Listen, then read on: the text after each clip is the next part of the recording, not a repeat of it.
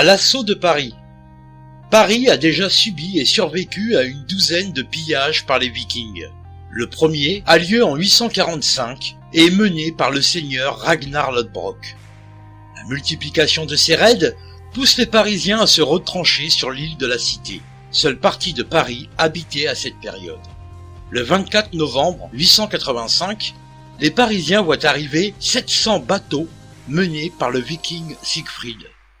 Reçu par le comte de Paris, Eudes, Siegfried rançonne la survie de Paris contre le libre passage sur la Seine afin d'aller piller la Bourgogne. Eudes fait preuve de bravoure et refuse de céder à ses exigences.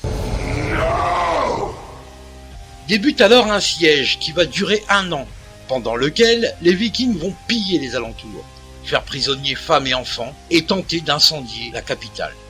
L'empereur carolingien Charles le Gros n'entend les appels à l'aide de la ville de Paris qu'en novembre 886.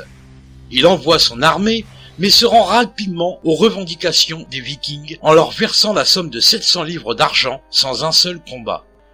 Et les Vikings quittent Paris.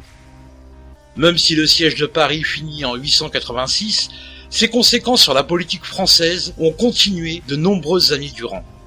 Après ce siège, Paris ne sera plus jamais assiégé par les Vikings.